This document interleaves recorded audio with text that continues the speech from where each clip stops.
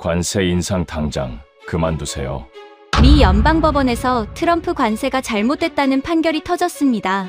그런데 바로 다음 날 주한미군 방위비 13조 당장 납부해. 트럼프는 동맹국 중 가장 먼저 한국을 공격했죠. 하지만 딱 하루 뒤 대한민국 납부하겠습니다. 감사합니다. 네, 뭐라고요?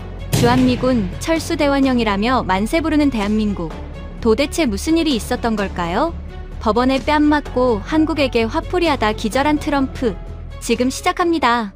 안녕하세요. 미국 무역대표부의 대표를 맡고 있는 로버트 라이트아이저라고 합니다. 제가 이 이야기를 꺼내는 건 솔직히 지금도 그날의 기억이 지워지지 않기 때문입니다. 트럼프 대통령의 관세 폭격이 사형 선고를 받은 날이었으니까요. 미 연방 대법원 판결문이 나온 건 그 주 월요일 오전이었습니다. 트럼프 행정부의 관세 부과 권한 일부에 대해 위법 판결을 내렸다는 속보가 뜨자 제 사무실은 순식간에 얼어붙었습니다. 저는 수석 보좌관 제임스 콜린스가 내미는 화면을 받아들고 판결 요지를 읽어 내려갔습니다. 읽으면 읽을수록 머릿속이 하얘졌죠. 트럼프 대통령을 측근에서 보좌하는 저로서는 이 판결 내용보다 트럼프 대통령의 반응이 더 걱정됐기 때문이죠. 관세는 수십 년간 행정부가 독자적으로 행사해 온 권한이었습니다. 국가 안보와 무역 균형을 지키기 위한 핵심 수단이었고 우리 미국은 그것을 당연한 도구처럼 써왔죠. 그런데 대법원이 그 권한의 일부가 의회 승인 없이 남용되었다고 판단한 겁니다. 한 줄의 판결문이 수십 년짜리 세계 최강 미국 무역 전략의 근간을 뒤흔들어 놓은 순간이었습니다. 도대체 왜 미국 법원은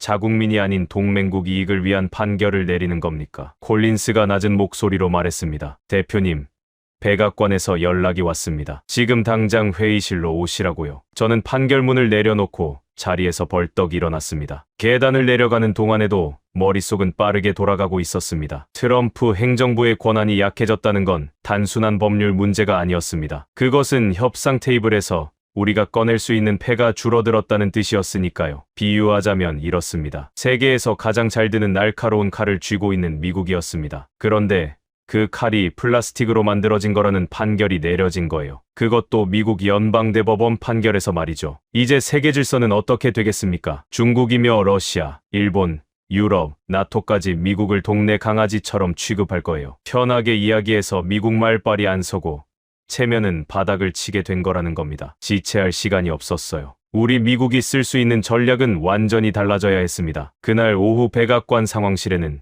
이미 여러 명이 모여 있었습니다. 국가안보보좌관 마이클 헌터, 재무장관 스콧 베선트, 그리고 몇몇 고위 참모들이 테이블 주위에 앉아 있었죠. 분위기는 묘했습니다. 표면적으로는 차분했지만 그 안에 팽팽한 긴장감이 흐르고 있었습니다. 마치 중요한 경기를 앞둔 라커룸 같은 느낌이랄까요. 말이 없는데 오히려 그게 더 무겁고 비통하게 느껴졌습니다. 그때였습니다. 헌터 보좌관이 먼저 입을 열었습니다. 지금 우리에게 필요한 건 외부 압박 카드입니다. 국내에서 행정부 권한이 묶인 이상 동맹국과의 재협상을 통해 국내 정치적 메시지를 만들어야 합니다. 저는 그 말의 의미를 단번에 알아들었습니다. 동맹국 재협상.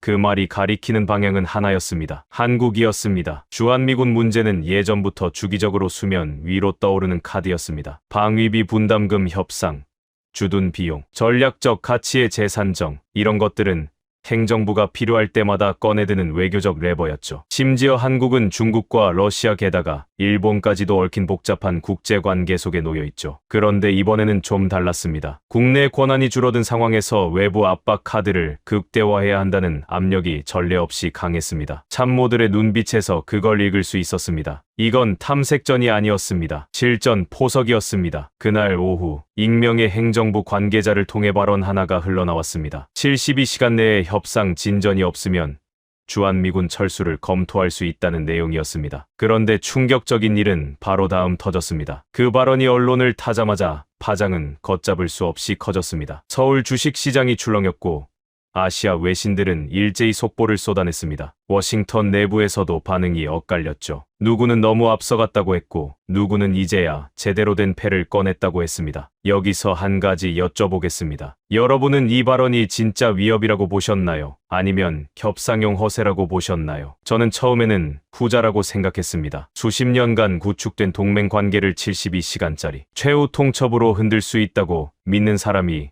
우리 안에 있을 거라고는 생각하지 않았으니까요. 블러핑이겠거니 협상 압박의 수위를 높이는 수사적 레토릭이겠거니 그렇게 정리하려 했습니다. 그런데 상황실 안에 앉아서 사람들의 표정을 하나하나 읽어가다 보니 뭔가 이상한 걸 느끼기 시작했습니다. 그들의 눈빛에는 허세가 없었습니다. 무언가를 실제로 밀어붙이겠다는 의지가 담겨 있었죠. 도대체 뭡니까 이게? 저는 속으로 그렇게 생각했습니다. 그 순간 저는 스스로에게 물었습니다. 한국은 과연 이 압박에 어떻게 반응할까? 우리가 예상하는 것처럼 흔들릴 것인가? 아니면 다른 무언가를 꺼내들 것인가? 그리고 그 답을 얻기까지는 그리 오랜 시간이 걸리지 않았습니다. 솔직히 말씀드리면 그 답은 저를 포함한 워싱턴의 많은 사람들이 완전히 틀렸다는 걸 보여줬습니다. 처참하게, 그리고 돌이킬 수 없이요. 그날 이후 벌어진 일들을 지금부터 하나씩 말씀드리겠습니다. 믿기 어려우실 수도 있습니다. 저도 처음에는 그랬으니까요. 우리가 그 발언을 흘린 건 오후 3시 무렵이었습니다. 72시간 내에 협상 진전이 없으면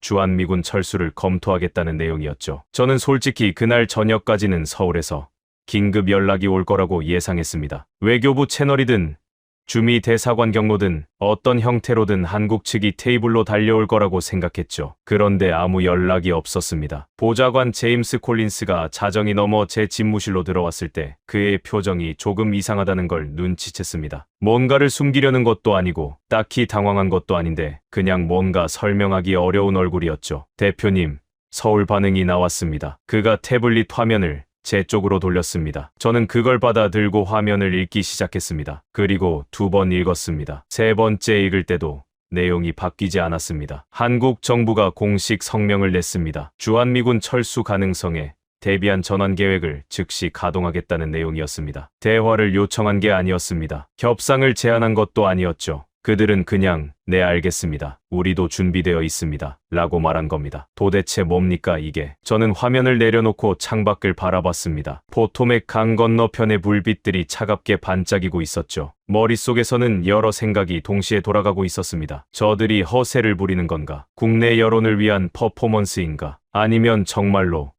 준비가 되어 있다는 건가? 그런데 그 다음 날 아침이 되자 상황은 한 번 더 뒤집혔습니다. 한국 산업계에서 성명이 나오기 시작했습니다. 처음엔 방위산업 관련 단체들이었습니다. 이번 상황을 자국 방위산업 고도화의 전환점으로 삼겠다는 내용이었죠. 그 다음엔 조선업계였습니다. 군함 자국 건조 역량 확대 계획을 앞당기겠다고 했습니다. 에너지 기업들은 독자적인 전략 비축유 운용 체계 강화를 발표했고요. 환영 메시지였습니다. 철수 위협에 대한 환영 메시지라니. 저는 그 단어를 다시 확인했습니다. 분명히 환영이라고 쓰여 있었습니다. 위기 상황을 두고 환영이라는 단어를 쓰는 나라가 세상에 얼마나 됩니까? 여러분, 진지하게 한번 생각해 보십시오. 동맹국이 군대를 빼겠다고 엄포를 놓는데 그 나라의 기업들이 환영 성명을 내는 풍경을요. 저는 그게 너무 이상해서 콜린스에게 물었습니다. 이거 연출된 거 아닌가요? 정부가 시킨 거 아닙니까? 콜린스는 잠깐 고민하다가 고개를 저었습니다. 저희도 같은 의심을 했습니다. 그런데 시장이 먼저 움직였습니다. 성명이 나오기 전부터요. 그가 다른 화면을 보여줬습니다. 한국 주식시장 코스피 지수 그래프였습니다. 저는 그 선을 눈으로 따라가다가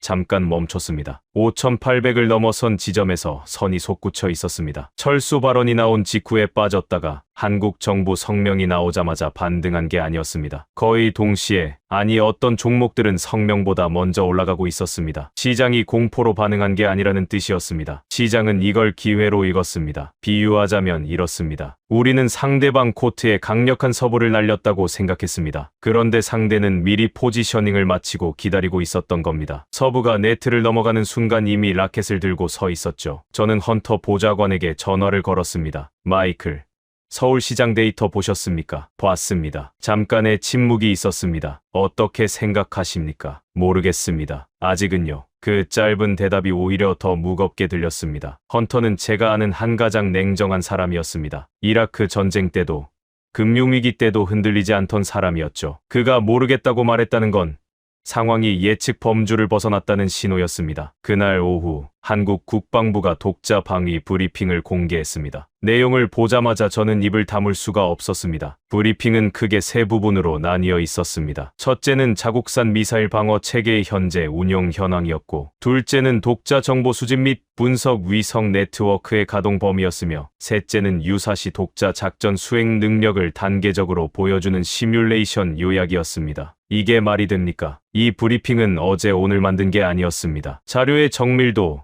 데이터의 축적 깊이, 발표 방식의 완성도를 보면 최소 수년간 준비해 온 것이 분명했습니다. 우리가 72시간 최후 통첩을 날리기 훨씬 전부터 그들은 이미 이 시나리오를 가정하고 대비책을 만들어 왔던 겁니다. 저는 그 순간 등골이 오싹해지는 느낌을 받았습니다. 무서운 게 아니었습니다. 더 정확히 말하면 지금까지 내가 상대를 완전히 잘못 읽고 있었다는 깨달음에서 오는 그 서늘함이었습니다. 스포츠로 치면 이런 상황이었습니다. 우리는 상대팀이 수비 전술을 짜는 동안 공격 루트를 연습했다고 믿었습니다. 그런데 경기장에 들어와 보니 상대는 우리의 공격 루트를 이미 전부 분석해서 역습, 전술까지 준비해 놓고 있었던 거죠. 처음부터 다른 차원의 게임을 하고 있었던 겁니다. 콜린스가 제 옆에 서서 조용히 물었습니다. 대표님, 저희 이걸 어떻게 보고해야 합니까? 저는 한참 생각했습니다. 뭐라고 정리해야 할지 쉽게 말이 나오지 않았습니다. 사실대로 쓰십시오. 예상보다 훨씬 준비된 상대라고요. 그게 제가 할 수 있는 가장 솔직한 말이었습니다. 그리고 그것조차도 실제 상황에 비하면 훨씬 절제된 표현이었다는 걸 저는 며칠 뒤에야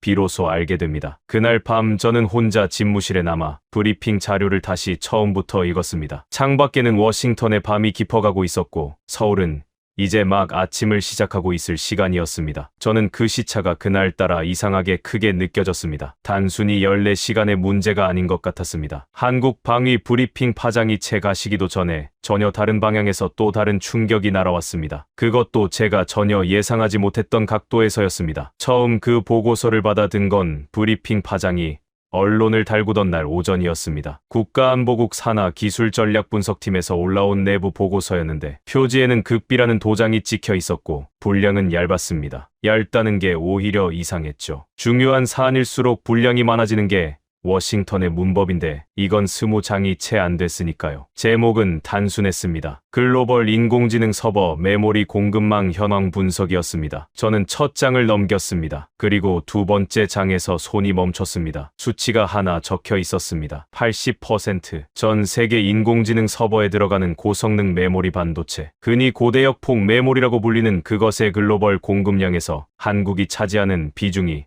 80%였습니다. 저는 숫자를 다시 확인했습니다. 80%. 절반도 아니고 3분의 2도 아니고 80%였습니다. 이게 말이 됩니까? 저는 보고서를 덮고 천장을 올려다봤습니다. 머릿속으로 빠르게 계산이 돌아갔습니다. 지금 이 순간 전 세계에서 가동되고 있는 인공지능 서버, 자율주행 시스템, 군사용 표적 분석 플랫폼, 위성 신호 처리 시스템, 이 모든 것들의 두뇌 역할을 하는 메모리 칩 5개 중 4개가 한국에서 만들어진다는 뜻이었으니까요. 비유하자면 이렇습니다. 세상의 모든 자동차가 달리려면 기름이 필요한데 그 기름의 80%를 단 한 나라가 쥐고 있는 겁니다. 그 나라가 수도꼭지를 잠그는 순간 자동차는 멈춥니다. 전부 다요. 분석팀장 수잔박이 직접 보고를 위해 제 집무실로 찾아온 건 오전 11시였습니다. 그녀는 한국계 이민 2세로 반도체 산업 분석을 15년째 해온 사람이었습니다. 표정이 굳어 있었는데 그게 오히려 말보다 많은 걸 전해줬습니다. 대표님,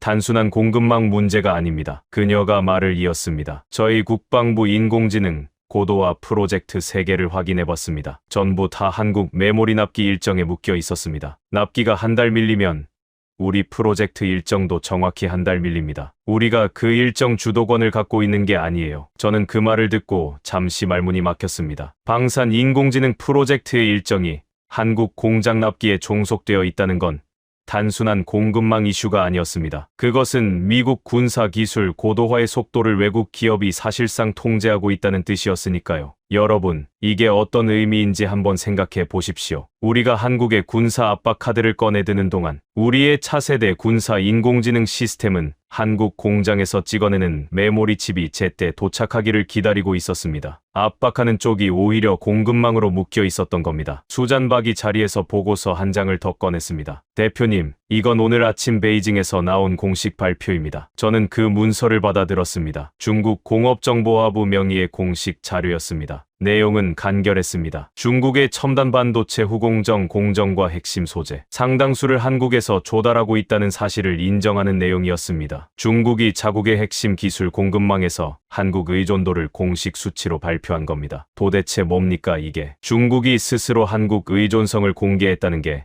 저는 처음엔 이해가 되지 않았습니다. 보통 약점은 숨기는 법이니까요. 그런데 수잔박의 설명을 듣고 나서야 그 의도가 보이기 시작했습니다. 베이징은 지금 미국한테 메시지를 보내는 겁니다. 당신들이 한국을 압박하면 우리도 손해지만 당신들도 손해라고요. 한국이 흔들리면 반도체 공급망 전체가 흔들리고 그 피해는 미국과 중국이 동시에 받습니다. 한국을 건드리지 말라는 간접 경고예요. 저는 그 순간 뭔가 거대한 그림이 눈앞에서 맞춰지는 느낌을 받았습니다. 퍼즐 조각들이 딸깍하고 제자리를 찾아가는 그 느낌이요. 미국과 중국은 반도체 전쟁을 벌이고 있습니다. 서로를 공급망에서 밀어내려 수년째 싸워왔죠. 그런데 그 두 나라가 동시에 의존하고 있는 한 축이 있었습니다. 한국이었습니다. 적대하는 두 나라가 같은 허브에 연결되어 있는 구조. 그것이 한국이 구축해온 포지션이었습니다. 한쪽이 허브를 흔들려 하면 반대쪽도 피해를 보는 구조였습니다. 그리고 가장 크게 피해를 보는 건 흔들려는 쪽이었죠. 비유하자면 이렇습니다. 야구에서 투수와 포수가 사인을 맞추려면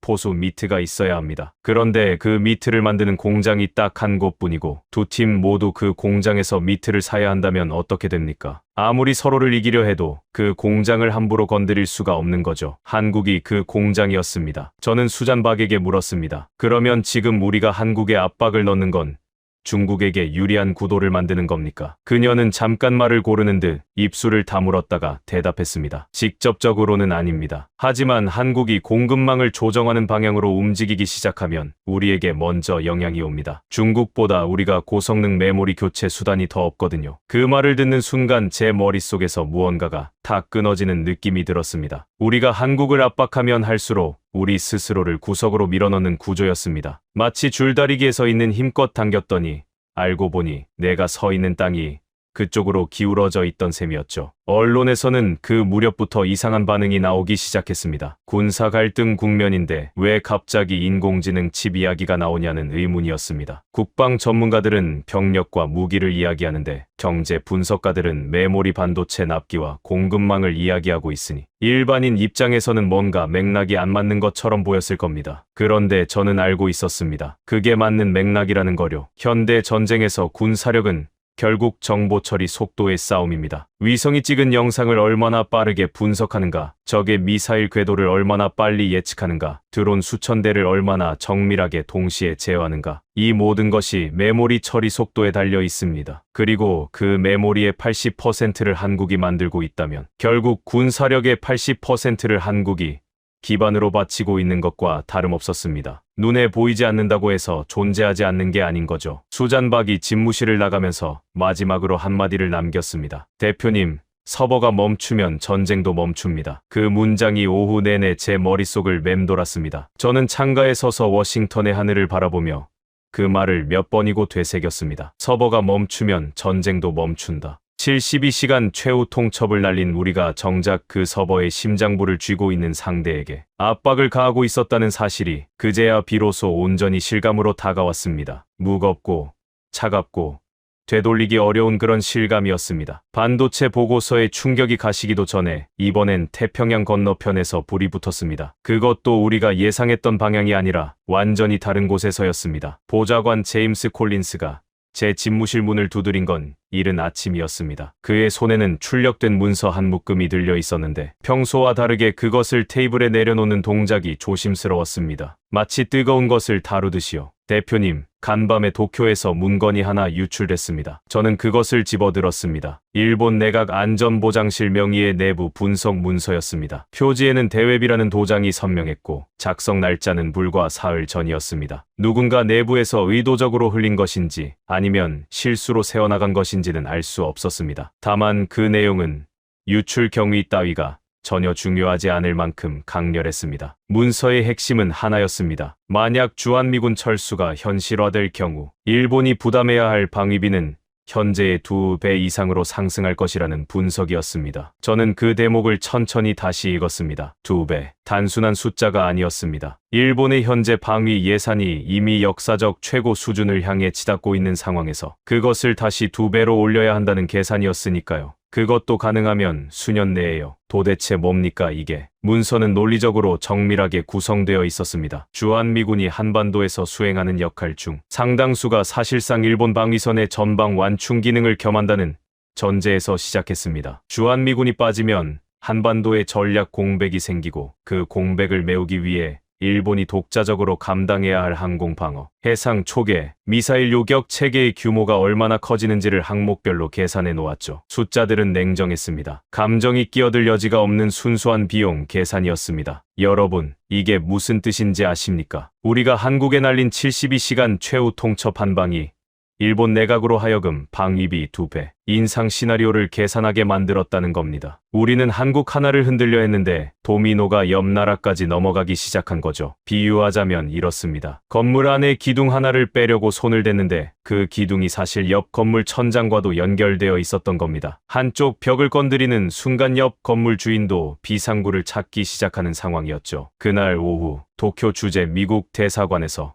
긴급 전문이 올라왔습니다. 일본 외무성의 한 고위 관료가 극비 채널로 접촉을 요청해왔다는 내용이었습니다. 공식 외교 채널이 아닌 비공식 경로였습니다. 그 자체가 이미 상황의 심각성을 말해주고 있었습니다. 헌터 보좌관이 그날 저녁 제 사무실로 직접 찾아왔습니다. 그는 의자에 앉지 않고 창가에 서서 팔짱을 낀 채로 말을 시작했습니다. 평소 회의 테이블 앞에 반드시 앉던 사람이 서서 이야기한다는 건 그도 이 상황을 정돈된 형식으로 처리하기가 어렵다는 신호였습니다. 로버트, 도쿄가 움직이고 있습니다. 그것도 우리 예상과 다른 방향으로요. 일본이 한국과 접촉하고 있다는 겁니까? 접촉 수준이 아닙니다. 반도체와 액화천연가스 공급망 공동 대응 협의가 이미 시작됐다는 정보가 들어왔습니다. 한일 간에요. 저는 그 말을 듣고 잠깐 아무 말도 하지 않았습니다. 한일 관계가 어떤 관계였는지는 굳이 설명이 필요 없을 겁니다. 수십 년간 역사 문제와 경제 갈등, 외교적 냉기류가 반복되어 온 사이였습니다. 그런 두 나라가 감정이 아닌 계산으로 공급망 공동대응이라는 테이블에 마주 앉았다는 겁니다. 그것도 우리의 압박이 촉매가 되어서요. 헌터가 말을 이었습니다. 도쿄 입장에서는 선택지가 없습니다. 한국이 흔들리면 자기들 방위 비용이 2배로 뛰어오르는 구조니까요. 감정이 아무리 나빠도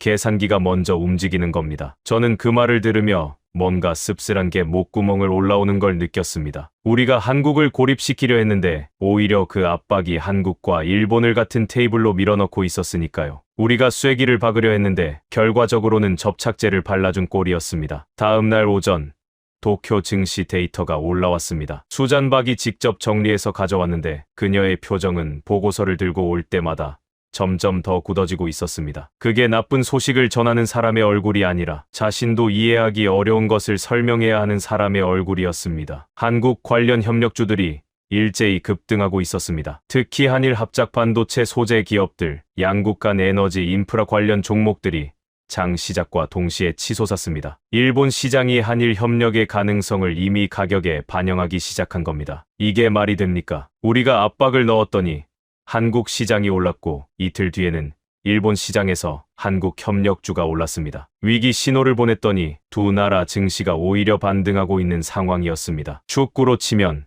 상대 골문 앞에서 강력한 슛을 날렸는데 공이 골망이 아니라 우리 쪽 코너 깃발을 맞고 돌아온 느낌이었습니다. 콜린스가 조용히 입을 열었습니다. 대표님, 일본이 이렇게 빨리 움직일 거라고는 저도 예상 못했습니다. 나도 그렇습니다. 저는 그렇게 대답하면서 한 가지를 다시 떠올렸습니다. 일본 문건에 적혀있던 문장 하나였습니다. 문서 말미에 분석관이 거의 사족처럼 덧붙인 짧은 한 줄이 있었는데 저는 그게 자꾸 머릿속을 맴돌았습니다. 그 문장은 이랬습니다. 한국은 미국과 중국 사이에서 선택을 강요받는 나라가 아니라 양쪽 모두가 필요로 하는 나라임을 이번 사태가 다시 확인해주고 있다. 일본 관료가 쓴 문장이었습니다. 그들이 역사적으로 경쟁하고 때로는 적대해온 나라에 대한 냉정한 전략적 평가였습니다. 감정이 아니라 데이터가 이끌어낸 결론이었습니다. 저는 그 문장을 읽고 나서 솔직히 잠깐 부러웠습니다. 저 표현이 우리 내부 보고서에 먼저 적혀 있었어야 했다는 생각이 들었거든요. 그랬다면 우리가 이 상황을 이렇게까지 끌고 오지는 않았을 겁니다. 여기서 한 가지 여쭤보겠습니다. 여러분은 동맹이라는 게 감정으로 유지된다고 생각하십니까? 아니면 계산으로 유지된다고 생각하십니까? 저는 오랫동안 감정이 중요하다고 믿어왔습니다. 신뢰,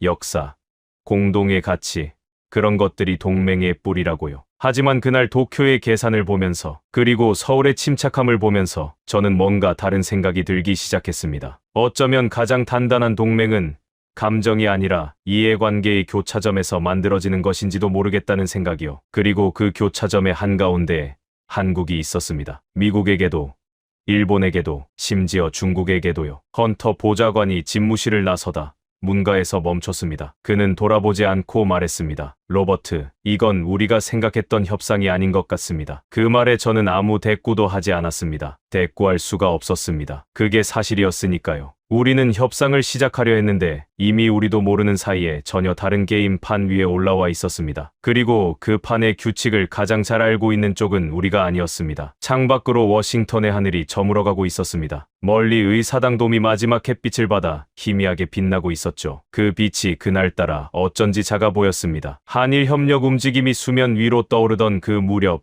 워싱턴의 분위기는 묘하게 갈라지고 있었습니다. 강경파들은 여전히 압박 수위를 높여야 한다고 주장했고 일부 참모들은 슬그머니 말을 아끼기 시작했습니다. 상황이 예상과 다르게 흘러갈 때 가장 먼저 침묵하는 쪽이 누구인지 저는 그때 처음으로 또렷하게 봤습니다. 그런 분위기 속에서 수잔 박이 또다시 제 집무실 문을 두드렸습니다. 그녀가 올 때마다 뭔가 새로운 충격이 따라왔기 때문에 저는 그녀의 노크 소리만 들어도 마음의 준비를 하게 됐습니다. 그날도 그랬습니다. 대표님, 세계은행 보고서가 공개됐습니다. 그녀가 태블릿 화면을 내밀었습니다. 저는 화면을 받아들고 제목을 읽었습니다. 중진국 함정 분석 및 사례 연구 2026년 판이었습니다. 세계은행이 정기적으로 발행하는 경제 보고서 시리즈 중 하나였는데 저는 솔직히 처음에는 대수롭지 않게 생각했습니다. 군사 압박과 반도체 공급망이 뒤엉킨 이 상황에서 경제 보고서라니 뭔가 타이밍이 어긋난 것 같았거든요. 그런데 수잔박이 가리킨 페이지를 펼치는 순간 저는 생각이 바뀌었습니다. 보고서의 세 번째 챕터 제목이 이랬습니다. 중진국 함정을 자력으로 탈출한 유일한 사례, 대한민국. 유일한 사례. 저는 그 단어를 2번 읽었습니다. 세계은행은 지난 반세기 동안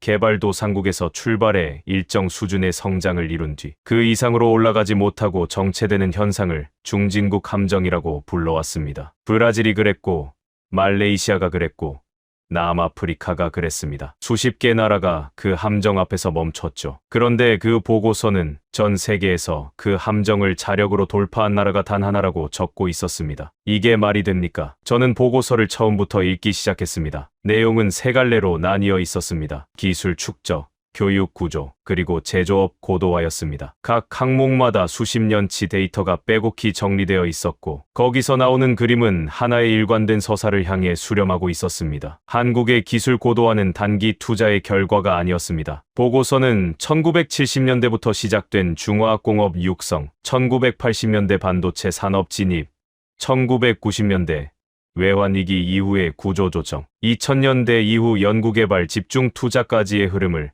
하나의 연속된 전략 궤적으로 분석했습니다. 어느 한 시기의 영리한 결정이 아니라 40년 가까운 시간 동안 방향을 바꾸지 않은 누적의 결과라는 거였죠. 비유하자면 이렇습니다. 마라톤 선수가 어느 날 갑자기 빠른 게 아닙니다. 매일 새벽 달리고 식단을 관리하고 부상을 견뎌내며 쌓은 훈련의 총합이 결승선 앞에서 터져 나오는 겁니다. 한국의 산업 경쟁력은 그런 종류의 축적이었습니다. 화려한 단기 도약이 아니라 꾸준하고 집요한 장거리 레이스의 결과물이었죠. 저는 수잔박을 올려다보며 물었습니다. 교육 통계 부분도 보셨습니까? 봤습니다. 그게 더 놀라웠습니다. 보고서의 교육 관련 섹션에는 개인 가계의 교육 투자 통계가 상세하게 담겨 있었습니다. 경제협력개발기구 평균과 비교했을 때 한국 가정의 사교육비 지출 비율이 얼마나 높은지, 그것이 시간이 지나면서 어떻게 기술 인력 공급 구조로 이어졌는지를 추적한 데이터였습니다. 숫자들은 솔직히 놀라운 수준이었습니다. 수십 년 동안 한국의 가정들은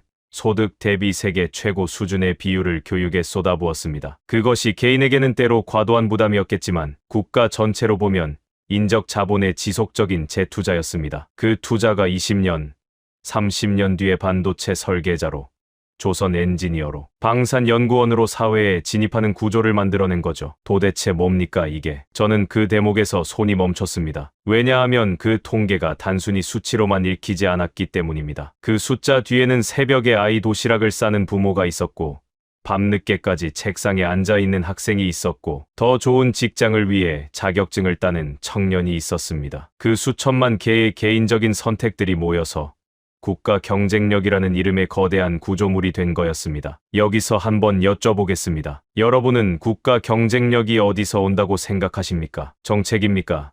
자원입니까?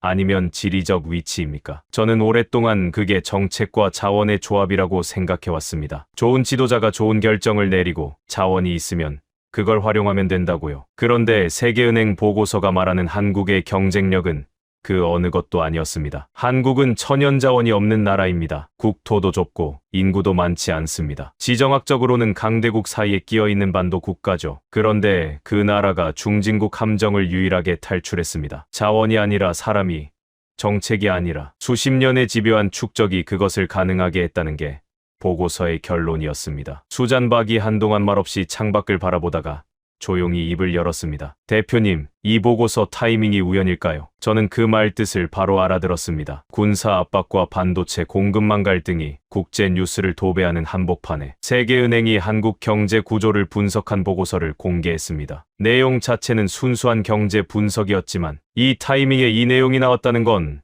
어떤 식으로든 맥락을 형성하는 효과가 있었습니다. 저는 잠시 생각하다가 대답했습니다. 우연이든 아니든 효과는 같습니다. 실제로 효과는 즉각적이었습니다. 보고서가 공개된 뒤 몇 시간 만에 주요 외신들이 이를 집중 보도하기 시작했습니다. 경제 전문 매체들은 중진국 함정 탈출이라는 키워드로 한국의 산업 구조를 재조명했고, 국제 금융시장에서는 한국 자산에 대한 평가가 다시 거론됐습니다. 군사 외교 전문 매체들은 처음에는 이걸 맥락 없는 보도로 치부했지만 오래 가지 않았습니다. 한국의 현재 협상력이 어디서 오는지를 설명하는 배경 논리로 이 보고서가 빠르게 소환되기 시작했거든요. 헌터 보좌관이 그날 늦게 제 집무실로 들어왔을 때 그의 표정에는 무언가 납작하게 눌린 듯한 피로감이 담겨 있었습니다. 로버트, 이 보고서가 어떻게 읽히는지 아십니까? 밖에서는요. 어떻게 읽힙니까? 우리가 30년 쌓아온 나라를 72시간 최후 통첩으로 흔들 수 있다고 생각했다는 거로 읽힙니다. 그 말이 사무실 안에서 잠시 그냥 떠 있었습니다. 저는 부인하고 싶었습니다. 우리가 그런 오판을 했다는 걸 인정하고 싶지 않았습니다. 하지만 보고서를 읽고 난 뒤였기 때문에 그 부인이 입 밖으로 나오지 않았습니다. 30년의 축적이라는 건 어떤 겁니까? 그건 단순히 시간이 흘렀다는 게 아닙니다. 1997년 외환위기 때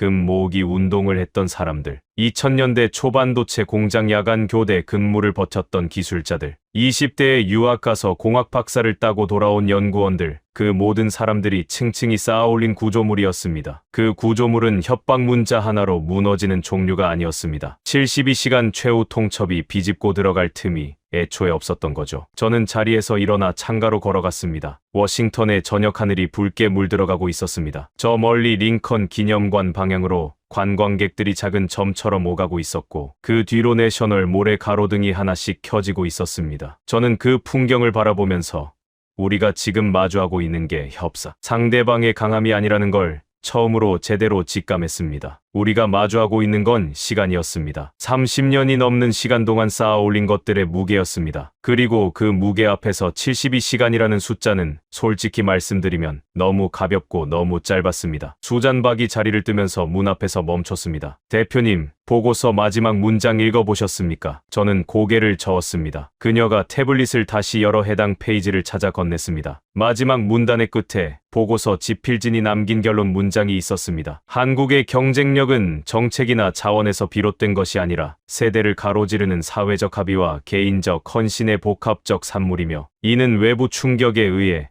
단기간에 속어들 수 있는 성격의 것이 아니다. 저는 그 문장을 읽고 태블릿을 내려놓았습니다. 외부 충격에 의해 단기간에 속어들 수 있는 성격의 것이 아니다. 세계은행 이코노미스트들이 쓴 학술적인 문장이었지만 저에게는 그것이 우리를 향한 조용한 경고처럼 읽혔습니다. 그리고 그 경고는 아직 끝이 아니었습니다. 세계은행 보고서의 파장이 언론을 타고 번지던 그 주 후반, 저는 다시 한번 예상치 못한 방향에서 날아온 소식을 받아들여야 했습니다. 이번엔 북쪽이었습니다. 북극이었습니다. 처음 그 정보를 가져온 건 콜린스가 아니었습니다. 에너지부 산하 전략자원분석실의 팀장 데이비드 머레이였습니다. 그는 제가 처음 보는 얼굴이었는데 악수를 나누는 손이 단단하고 눈빛이 직선적인 사람이었습니다. 군 출신 특유의 절도 같은 게 몸에 배어 있었죠. 그런 사람이 제 집무실 의자에 앉자마자 서류 봉투를 꺼내 테이블 위에 올려놓으면서 말했습니다. 대표님, 베이징이 움직였습니다. 방향이 위쪽입니다. 저는 봉투를 열었습니다. 안에는 중국 국가발전개혁위원회가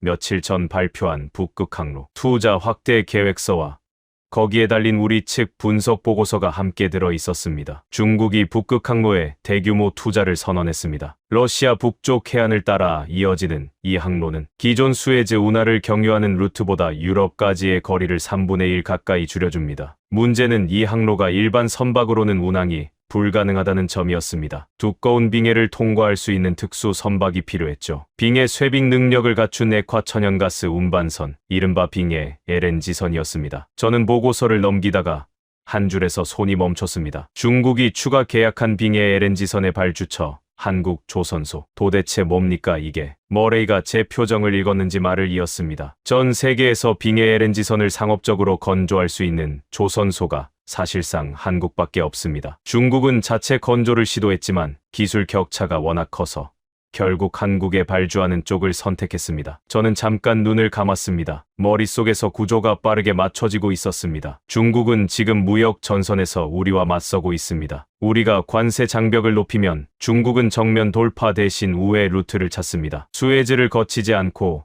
북극 위로 돌아가는 새로운 물류 통로를 만드는 거죠. 그런데 그 통로를 열기 위한 선박이 한국에서만 나옵니다. 중국이 미국 관세를 피해 새로운 공급망을 구축하는데 그 핵심 장비를 한국이 만들어주는 구조였습니다. 비유하자면 이렇습니다. 우리가 정문을 잠갔습니다. 그런데 상대는 담장을 넘는 사다리를 만들기 시작했고 그 사다리를 만드는 목수가 우리 동맹국이었습니다. 정문을 아무리 단단히 잠궈봤자 담장은 계속 넘어가고 있는 겁니다. 머레이가 다음 페이지를 가리켰습니다. 여기가 더 문제입니다. 그 페이지에는 중국의 미국산 액화 천연가스 수입 감소 전망이 담겨 있었습니다. 북극항로가 본격 가동되면 중국은 미국산 액화 천연가스 의존도를 단계적으로 줄이고 러시아산을 포함한 북극권 자원으로 대체할 수 있게 됩니다. 미국 에너지 수출의 핵심 시장 중 하나가 조용히 이탈하기 시작하는 겁니다. 이게 말이 됩니까? 우리는 관세로 중국을 압박하려 했습니다. 그런데 중국은 우리 에너지를 덜 사는 방식으로 응수하고 있었습니다. 그것도 정면 대결이 아니라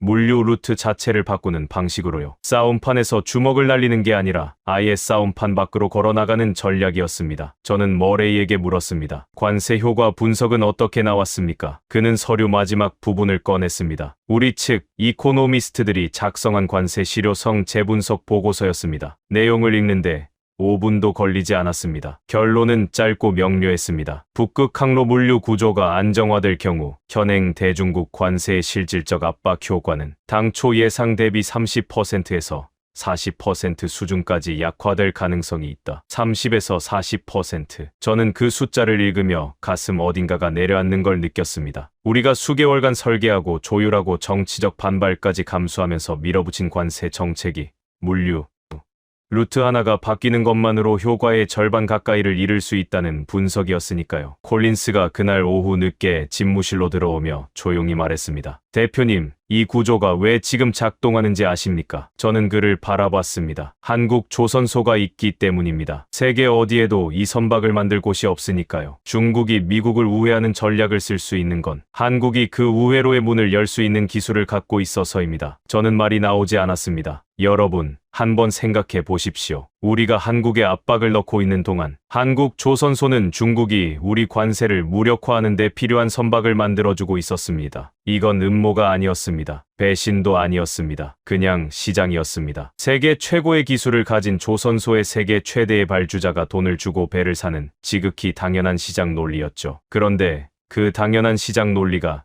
우리 외교 전략의 심장을 관통하고 있었습니다. 머레이가 자리에서 일어서며 말했습니다. 빙해 LNG선은 건조 기간이 평균 3년입니다. 지금 계약이 이루어지고 있다는 건 3년 뒤에 물류 지형이 지금과 달라질 거라는 겁니다. 우리가 대응할 시간이 길지 않습니다. 그가 집무실을 나가고 나서 저는 한동안 혼자 앉아 있었습니다. 창밖으로는 워싱턴의 2월 하늘이 흐리게 드리워져 있었고 건물 사이로 찬바람이 지나가는 소리가 희미하게 들렸습니다. 이 계절의 워싱턴은 항상 이렇습니다. 겉으로는 회색이고 차갑지만 그 안에서는 엄청난 것들이 소리 없이 움직이죠. 저는 북극이라는 단어를 다시 떠올렸습니다. 지도를 머릿속으로 펼쳐보면 북극 항로는 상상 이상으로 짧습니다. 아시아에서 유럽으로 가는데 기존 루트보다 2주 가까이 빠릅니다. 연료도 절감됩니다. 미국 영해와는 거리가 멉니다. 우리가 통제하거나 압박할 수 있는 포인트가 거의 없습니다. 그리고 그 루트를 오갈 수 있는 선박을 만드는 나라는 사실상 한국뿐입니다. 비유하자면 이렇습니다. 우리는 고속도로 톨게이트를 장악했다고 생각했습니다. 통행료를 올리면 상대가 지나가기 힘들어질 거라고요. 그런데 상대는 톨게이트가 없는 산길을 찾아냈고 그 산길을 달릴 수 있는 특수 차량을 만드는 공장이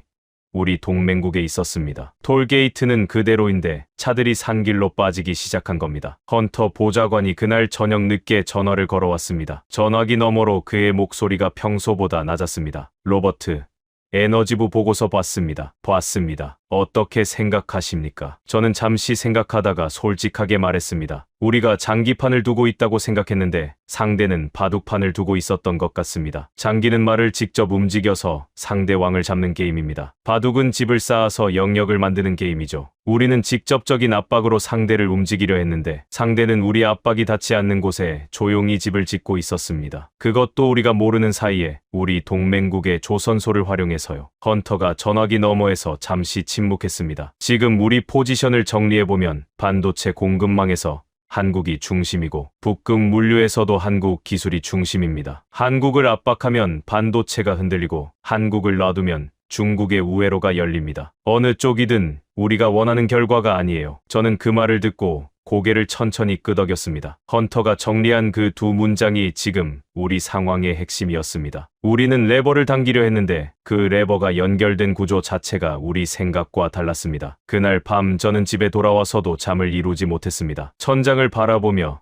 지난 며칠 동안의 일들을 순서대로 다시 정리해봤습니다. 관세 위법 판결, 철수 카드, 한국의 침착한 환영, 반도체 80%, 일본의 계산, 세계은행 보고서, 그리고 이제 북극 항로까지. 하나하나는 독립된 사건처럼 보였지만 연결해서 보면 하나의 일관된 그림이 나왔습니다. 우리가 압박을 가할수록 그 압박이 오히려 한국의 전략적 가치를 다각도로 증명하는 방향으로 흘러가고 있었습니다. 마치 모래를 주먹으로 꽉 쥐면 쥘수록 손가락 사이로 더 많이 빠져나가는 것처럼요. 저는 그날 밤 처음으로 우리가 이 국면을 시작할 때 갖고 있던 전제 자체를 다시 검토해야 한다는 생각을 했습니다. 우리의 전제는 이랬습니다. 한국은 미국의 군사 우산이 필요한 나라다. 그러니 그것을 카드로 쓰면 협상에서 주도권을 가져올 수 있다. 그런데 현실은 달랐습니다. 한국은 우리의 군사 우산이 필요한 동시에 우리가 필요로 하는 메모리 칩을 만들고 우리의 방산 인공지능 납기를 쥐고 있으며 일본이 안보 비용을 계산하는 기준이 되고 중국이 우리 관세를 피하는 물류 선박을 만드는 나라였습니다. 한쪽이 다른 쪽에 일방적으로 기대는 구조가 아니었습니다. 서로가 서로를 필요로 하는 복잡한 교차 구조였고 그 구조 안에서 한국은 생각보다 훨씬 많은 실을 쥐고 있었습니다. 그 실감이 새벽까지 저를 붙들었습니다. 북극 항로 보고서를 받아든 지 사흘이 지났습니다. 그 사흘 동안 워싱턴은 겉으로는 평온했지만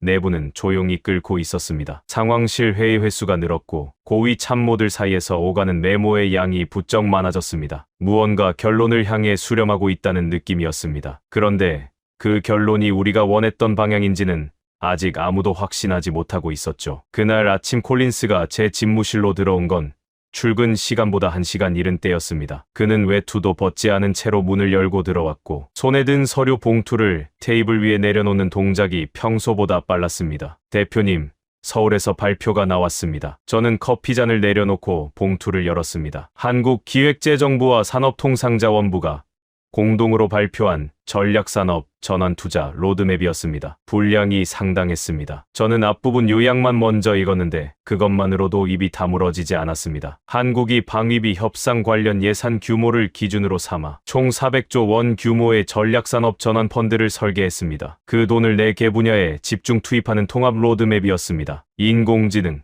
반도체, 조선, 원전이었습니다. 400조 원. 저는 그 숫자를 한 번 더 확인했습니다. 달러로 환산하면 3천억 달러에 육박하는 규모였습니다. 미국 국방부 연간 예산의 절반에 가까운 돈이었습니다. 그것을 군사방어가 아니라 기술 산업에 집어넣겠다는 선언이었죠. 도대체 뭡니까 이게? 저는 봉투 안에 들어있던 다른 문서들을 꺼냈습니다. 로드맵의 세부 내용이 담긴 별첨 자료들이었습니다. 읽으면 읽을수록 이 계획이 어제 오늘 만들어진 게 아니라는 게 분명해졌습니다. 항목마다 구체적인 수치와 타임라인이 붙어 있었고 협력 대상국과 기업 목록이 이미 정리되어 있었습니다. 우리가 72시간 최후 통첩을 날리기 훨씬 전부터 이 설계가 진행되고 있었다는 뜻이었습니다. 비유하자면 이렇습니다. 우리가 상대방 집 문을 두드리며 나오라고 소리치는 동안 상대는 이미 그 집의 설계도를 완전히 새로 그리고 있었던 겁니다. 문을 두드리는 우리 소리가 오히려 그들의 공사 타이밍을 앞당기는 신호가 된 셈이었죠. 콜린스가 제 옆에 서서 자료를 함께 들여다보며 말했습니다. 반도체 항목 보십시오. 차세대 고대역폭 메모리 독자 생산 라인 이중화, 인공지능, 특화 반도체 패키징 공정, 국내 완결 구조 구축, 파운드리 기술 자립화 로드맵입니다. 우리가 공급망 의존성을 지렛대로 쓰려 했는데 그 의존성을 스스로 더 깊게 만들겠다는 계획입니다. 저는 고개를 끄덕이면서 다음 항목으로 넘겼습니다. 조선 분야였습니다. 빙해 LNG선 건조 역량을 현재의 2배로 확대하고 암모니아 추진 선박과 수소 연료 선박 기술을 선점하겠다는 계획이 담겨 있었습니다. 북극 항로 관련 선박 수요가 급증하는 시기에 맞춰 생산 능력을 극대화하겠다는 거였습니다. 머레이가 경고했던 그 우회로를 한국이 더 넓게 닫겠다는 뜻이었죠. 원전 항목을 보는 순간 저는 잠시 숨을 멈췄습니다. 한국이 독자 개발한 소형 모듈 원전 기술을 유럽과 동남아시아에 수출하는 협력 구조를 구체적인 국가명과 함께 제시하고 있었습니다. 폴란드, 체코, 루마니아, 베트남, 필리핀, 인도네시아, 협의 중이거나 계약이 진행 중인 국가들의 이름이 줄줄이 나열되어 있었습니다. 여러분, 이게 무슨 그림인지 아십니까? 에너지 시장에서 미국이 액화 천연가스를 팔던 자리에 한국이 원전 기술을 들고 들어가고 있었습니다. 우리가 관세와 군사카드로 한국을 흔드는 동안 한국은 우리의 에너지 수출 영역으로 조용히 확장하고 있었습니다. 수잔박이 그날 오전 늦게 들어왔습니다. 그녀의 손에는 유럽 관련 동향 보고서가 들려 있었는데 안에 담긴 내용이 로드맵과 정확히 맞물렸습니다. 대표님, 브뤼셀에서 신호가 왔습니다. 유럽연합이 한국과 반도체 공급망 협력 협정 체결을 가속화하기로 했다는 내용입니다. 일본도 같은 날 액화 천연가스 공동 조달 협의체 참여를 공식화했고요. 동남아시아 국가 연합 쪽에서는 조선원전 협력 로드맵을 함께 검토하자는 제안이 들어왔습니다. 저는 그녀의 말을 들으면서 머릿속에서 지도를 그렸습니다. 유럽, 일본, 동남아시아가 동시에 한국을 향해 손을 내밀고 있었습니다. 방향이 달랐지만 결론은 하나였습니다. 모두가 한국을 중심에 놓고 싶어 했습니다. 비유하자면 이렇습니다. 인터넷망에서 가장 많은 회선이 연결된 서버를 허브라고 부릅니다. 허브가 꺼지면 그 망에 연결된 모든 것들이 동시에 끊깁니다. 어느 순간부터 한국이 그 허브 자리에 올라가 있었습니다. 반도체로, 조선으로, 원전으로, 공급망으로. 그 연결선들이 사방팔방으로 뻗어 있었고 그 선들의 교차점에 서울이 있었습니다. 헌터 보좌관이 그날 오후 상황실에서 긴급 보고를 요청했습니다. 제가 자리에 앉자 그는 바로 본론으로 들어갔습니다. 로버트, 내부에서 보고서가 하나 돌고 있습니다. 그가 테이블 위에 문서 한 장을 내려놓았습니다. 국가경제위원회 소속 이코노미스트 3명이 공동 작성한 내부 분석 보고서였습니다. 제목이 길었습니다. 현 대한민국 전략 포지션 재평가 및 대미 협상 구조 분석이었는데 부제가 더 직접적이었습니다. 한국 전략 예외 적용 검토 필요. 저는 그 제목을 2번 읽었습니다. 전략 예외. 그 말이 무슨 의미인지 워싱턴에서 일한 사람이라면 압니다. 동맹국이나 특정 파트너에게 일반적인 압박 정책을 적용하지 않고 별도의 예외 조항을 두는 겁니다. 그것도 우리 내부에서 우리 이코노미스트들이 먼저 꺼낸 단어였습니다. 이게 말이 됩니까? 우리가 72시간 최후 통첩으로 협상을 시작했는데 불과 며칠 만에 우리 내부에서 한국에 전략 예외를 적용하자는 보고서가 돌고 있었습니다. 압박을 시작한 쪽이 먼저 발을 빼려는 신호를 내고 있었던 겁니다. 보고서를 읽으면서 저는 그 논리가 틀리지 않다는 걸 인정할 수밖에 없었습니다. 보고서는 세 가지 구조적 이유를 들었습니다. 첫째, 한국 반도체 공급망에 대한 미군 방산 프로젝트의 실질적 종속 관계. 둘째, 한일 공급망 연대가 형성될 경우 미국의 아시아 경제 영향력 약화 가능성. 셋째, 한국 조선 기술이 중국의 대미 관세 우회 루트의 핵심 인프라를 제공하고 있다는 구조적 딜레마였습니다. 한마디로 한국을 건드리면 글로벌 공급망 전체가 흔들리는데 그 충격이 결국 우리한테 먼저 돌아온다는 결론이었습니다. 헌터가 말했습니다. 로버트, 이 보고서가 회람되는 속도를 보면 분위기가 어느 쪽으로 가는지 보입니다. 저는 잠시 생각하다가 물었습니다. 백악관은 어떻게 반응하고 있습니까? 아직 공식 입장이 없습니다. 하지만 강경 발언이 며칠째 나오지 않고 있습니다. 그 침묵이 답이었습니다. 워싱턴에서 강경파가 조용해진다는 건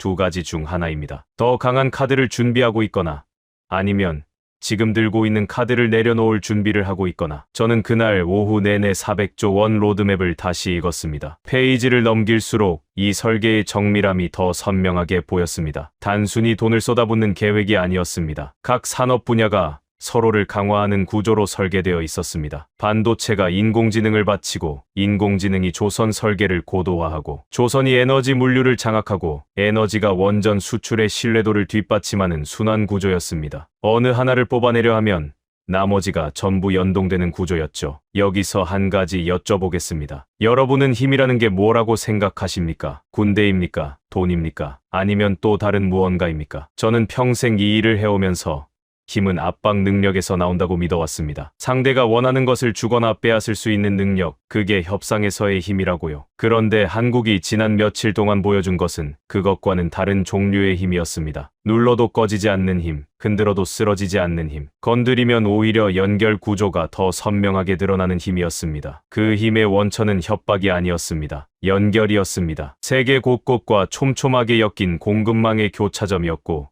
수십 년 동안 쌓아올린 기술의 깊이였고 어느 쪽도 쉽게 대체할 수 없는 허브 포지션이었습니다. 콜린스가 퇴근 직전 마지막으로 제 집무실을 들렀습니다. 대표님, 솔직히 여쭤봐도 됩니까? 하십시오. 우리가 이번에 카드를 잘못 든 겁니까? 저는 잠시 말을 골랐습니다. 부인하기도 어렵고 인정하기도 쉽지 않은 질문이었습니다. 하지만 그날 하루 동안 읽은 것들이 머릿속에 쌓인 상태였기 때문에 돌려 말하고 싶지 않았습니다. 카드를 잘못 든 게 아닐 수도 있습니다. 하지만 게임을 잘못 읽었습니다. 콜린스는 고개를 끄덕이고 집무실을 나갔습니다. 저는 혼자 남아서 창밖을 바라봤습니다. 워싱턴의 밤이 내려앉고 있었고 멀리 국회의 사당의 도미 조명을 받아 하얗게 빛나고 있었습니다. 400조 원짜리 로드맵 한 장이 우리가 며칠 동안 구축했던 압박 구조의 논리를 조용히 해체하고 있었습니다. 군사 카드로 눌렀더니 기술 산업 카드가 나왔고 비용 압박을 넣었더니 투자 계획이 나왔습니다. 우리가 빼앗으려 했던 것들이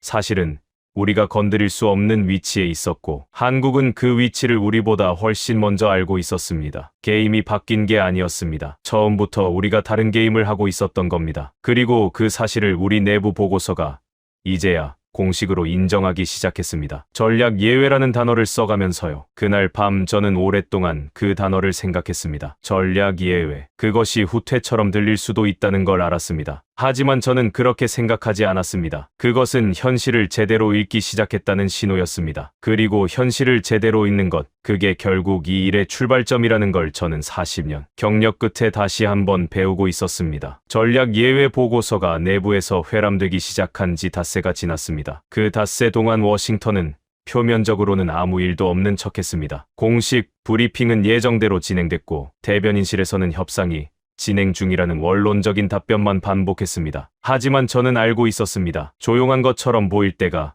가장 빠르게 움직이는 때라는 거요. 결정이 나온 건 이른 아침이었습니다. 헌터 보좌관이 직접 제 집무실로 걸어 들어왔을 때 그의 표정은 무겁지 않았습니다. 오히려 오랫동안 풀리지 않던 매듭 하나를 마침내 내려놓은 사람의 얼굴이었습니다. 로버트, 결정 났습니다. 한국산 핵심 산업 품목에 대한 관세 일부를 인하하고 방위비 협상을 새로운 틀에서 재개하기로 했습니다. 저는 그 말을 듣고 잠시 아무 말도 하지 않았습니다. 놀라서가 아니었습니다. 오히려 그 반대였습니다. 지난 2주 동안의 흐름이 이 결론을 향해 수렴하고 있다는 걸 저는 이미 느끼고 있었거든요. 다만 그 결론이 입 밖으로 나오는 순간 무언가가 공식적으로 끝난다는 느낌이 있었습니다. 콜린스가 자료를 가져왔습니다. 협상 재개 관련 내부 문건이었는데 그 안에 들어있던 문장 하나가 눈에 박혔습니다. 한국의 전략산업 허브 기능을 감안한 협력적 재조정 방식을 채택한다는 내용이었습니다. 공식 문서에 허브라는 단어가 들어가 있었습니다. 우리 문서에 한국을 지칭하는 단어로요. 도대체 뭡니까 이게? 72시간 최후 통첩으로 시작한 이야기가 허브 국가로의 협력 재조정으로 끝나고 있었습니다. 시작과 끝이 이렇게 다를 수 있는 건지 저는 솔직히 이 일을 40년 동안 하면서도 이런 경우는 처음이었습니다. 그날 오후부터 글로벌 언론이 움직이기 시작했습니다. 처음엔 경제 전문 매체들이었습니다. 파이낸셜 타임스가 한국을 인공지능 시대의 핵심 산업 허브로 집중 분석한 기사를 내보냈고 이코노미스트는 조선과 반도체와 방산이 하나의 국가 안에서 동시에 세계 최고 수준을 유지하는 사례로 한국을 단독 특집으로 다뤘습니다. 미국 주요 방송에서는 에너지 물류 허브 국가로 한국을 조명하기 시작했습니다. 제목들이 하나같이 비슷한 방향을 가리키고 있었습니다. 인공지능, 조선, 방산, 에너지. 세계가 필요로 하는 네 가지를 동시에 가진 나라. 수잔박이 그날 늦게 들어왔습니다. 그녀의 손에는 북극 항로 관련 최신 물류 데이터가 담긴 보고서가 들려 있었는데 표정이 처음 왔을 때와는 사뭇 달랐습니다. 더 이상 설명하기 곤란한 것을 설명해야 하는 사람의 얼굴이 아니었습니다. 대표님, 북극 항로 시범 운항 첫 구간 물류 비용 데이터가 나왔습니다. 기존 루트 대비 비용이 22% 절감됐습니다. 시범 단계에서 이 수치면 상업 운항이 본격화되면 30%를 넘길 가능성이 높습니다. 저는 그 수치를 듣고 창밖을 바라봤습니다. 22%. 그것은 단순한 물류 효율화 숫자가 아니었습니다. 그것은 우리가 설계한 관세 장벽의 실질적 효과가 그만큼 잠식된다는 의미였습니다. 그리고 그 우회로를 달리는 선박들은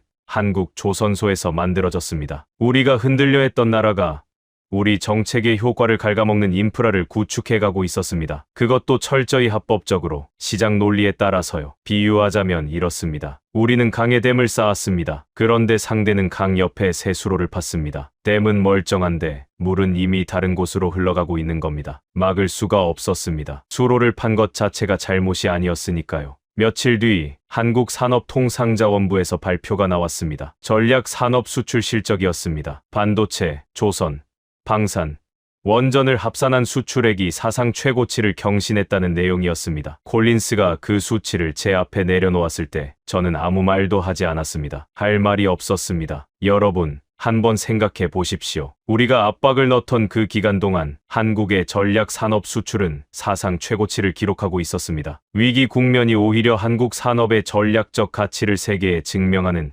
전 시장이 되어버린 겁니다. 우리가 손해를 입히려 했는데 결과적으로 광고를 해준 꼴이었습니다. 헌터 보좌관이 마지막으로 제 집무실을 찾아온 건 협상 재개가 공식 발표된 날 저녁이었습니다. 그는 의자에 앉아 한동안 말없이 커피잔만 들고 있었습니다. 저도 서두르지 않았습니다. 그럴 필요가 없었습니다. 한참 만에 그가 입을 열었습니다. 로버트, 이번 일에서 제가 가장 놀란 게 뭔지 아십니까? 말해 보십시오. 한국이 한 번도 우리한테 싸움을 걸지 않았다는 겁니다. 한 번도요. 저는 그 말을 듣고 잠시 생각했습니다. 그게 맞았습니다. 한국은 이 기간 동안 단 한 번도 강경한 수사를 쓰지 않았습니다. 보복을 선언하지 않았고 협박에 협박으로 맞서지 않았습니다. 그저 자신들이 이미 구축해놓은 구조를 조용히 보여줬을 뿐이었습니다. 철수를 환영하겠다고 했고 독자 방위 계획을 공개했고 400조 원 로드맵을 발표했고 유럽과 일본과 동남아와 손을 잡았습니다. 싸운 게 아니었습니다. 그냥 서 있었습니다. 그런데 그 서 있음이 우리의 모든 카드를 무력화했습니다. 그것이 진짜 힘이었습니다. 저는 그날 밤 오랫동안 책상에 앉아 지난 2주를 되돌아봤습니다. 관세 위법 판결에서 시작된 그 연쇄가 어디로 흘러왔는지를 처음부터 다시 그려봤습니다. 우리는 힘을 과시하려 했습니다. 군사 카드를 쓰고 최후 통첩을 날리고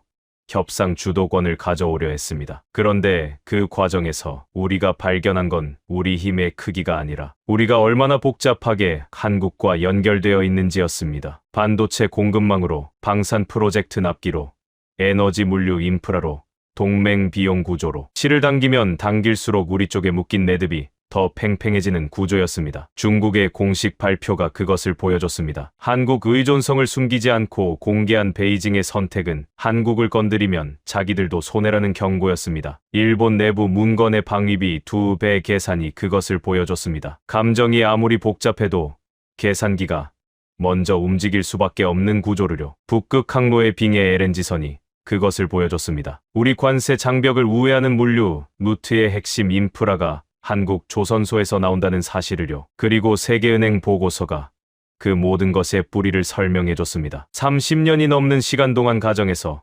공장에서, 연구소에서 축적된 것들이 지금의 구조를 만들었다고요. 그것은 외부 충격으로 단기간에 속어들 수 없는 종류라고요. 저는 그 모든 챕터들이 사실은 하나의 문장을 가리키고 있었다는 걸 그날 밤에야 비로소 온전히 깨달았습니다. 세계는 이미 한국을 중심으로 재배열되고 있었다. 우리가 72시간 최후 통첩을 날리기 전부터, 협상 카드를 준비하기 전부터, 관세, 위법 판결이 나오기 전부터 세계의 공급망이, 기술 생태계가, 에너지 물류가, 방산 인프라가 조용히 그리고 끊임없이 한국을 향해 시를 이어왔습니다. 어느 한순간의 결단이 아니었습니다. 수십 년에 걸친 누적의 결과였습니다. 여기서 마지막으로 한 가지 여쭤보겠습니다. 세계 1위 국가란 어떤 나라라고 생각하십니까? 가장 강한 군대를 가진 나라입니까? 가장 큰 경제 규모를 가진 나라입니까? 저는 이번 일을 겪으면서 생각이 바뀌었습니다. 진짜 1위 국가는 다른 나라들이 대체하고 싶어도 대체할 수 없는 나라입니다. 없어지면 다른 모든 나라가 동시에 불편해지는 나라입니다. 누가 흔들려 해도 연결 구조 자체가 그것을 막아주는 나라입니다. 그런 나라를 만드는 건 무기가 아니었습니다. 기술이었습니다. 교육이었습니다. 세대를 가로지르는 집요한 축적이었습니다. 새벽 도시락을 싸던 부모의 손이었고,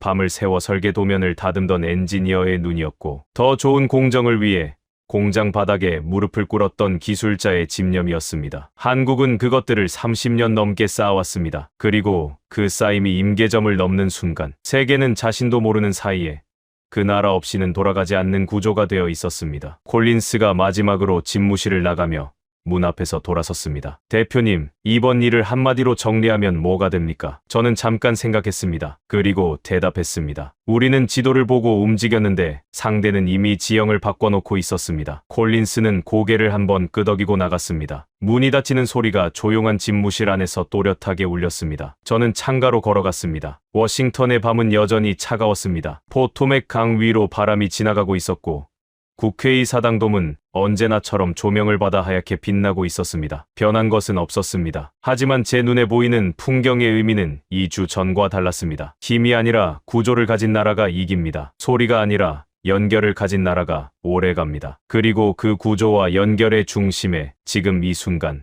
한국이 서 있었습니다.